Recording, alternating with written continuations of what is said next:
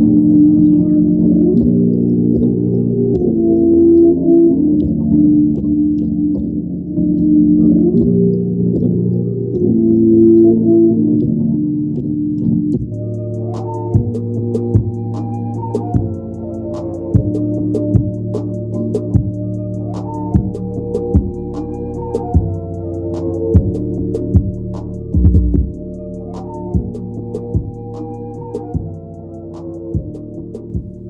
name is Avi, and welcome to Define Fitness and Fearless Athletics, where we want to make sure you get better every single day and that we're changing athletes' lives in a positive way.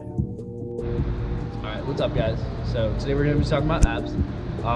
Essentially, I just want to lay out kind of a foundation for people who are maybe just starting out or people who are trying to build a little bit of base foundation underneath some fat that they're trying to lose or whatever the case is. But do me a favor and take whatever you've heard or read or anything and just throw all that shit out the window, right? Like these 4 or 5 movements in alternation with the rep counts that I'm going to give you should be solid for a month and a half, 2 months, even 3 months until you start getting used to it and need to change things up.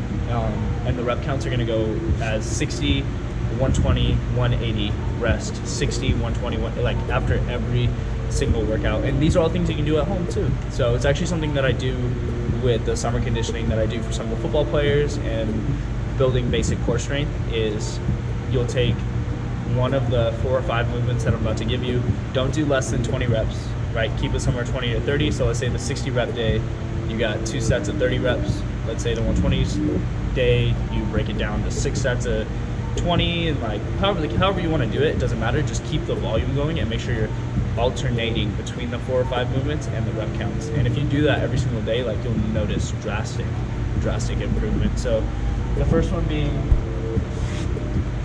just a reverse crunch, and if you just want to move over here, it's fine. A reverse crunch. So essentially what you're going to do is you're going to take your feet and hold them 2 inches off the ground, right? Just like this. Take your arms, put them behind your head, and then you're just going to come up like this and kind of act like your knees are following a curved path to you, and you want to make sure you come back out and get a full extension just like this. One major key is a lot of people do this where they're pulling on their neck the whole time. Your arms or your fingers back there are just locked in place to kind of give you like an angle at this, but don't be pulling on your neck, right? Make sure you're contracting and stretching from both sides. Working your abs is all about that stretch and that contraction. That's why I don't like basic crunches or some of those other things, because they're only contracting, pushing, and your abs need to be able to stretch, right? Create that mobility.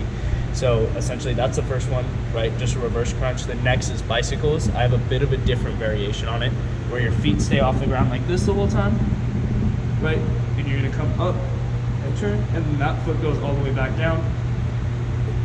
Boom. Boom.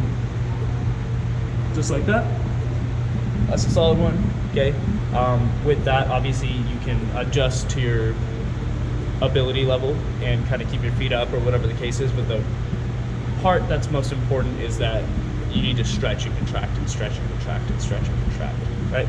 So third movement is just a leg lift. So some people put their hands down here.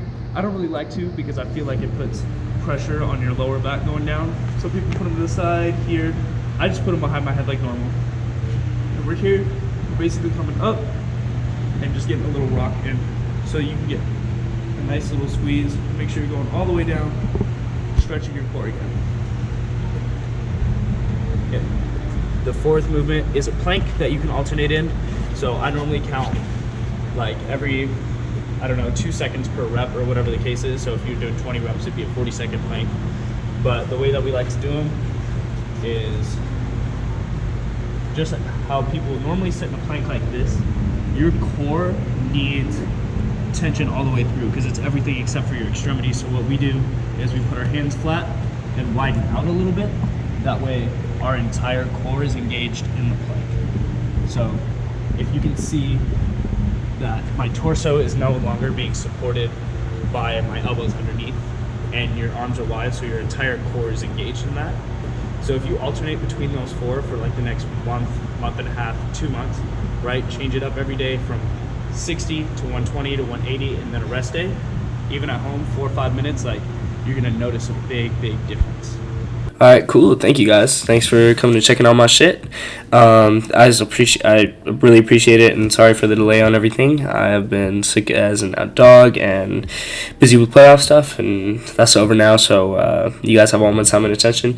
This is a nice, cool little ab day. So for real, switch it up, do your thing between the movements, this, that, the other thing. It's good for everybody, beginners, people who are looking for a change up, experienced people. It's good all around until it starts becoming easy, and then you change things up. But for sure, like, comment, subscribe, and check out my Instagram for more content. Thank you guys.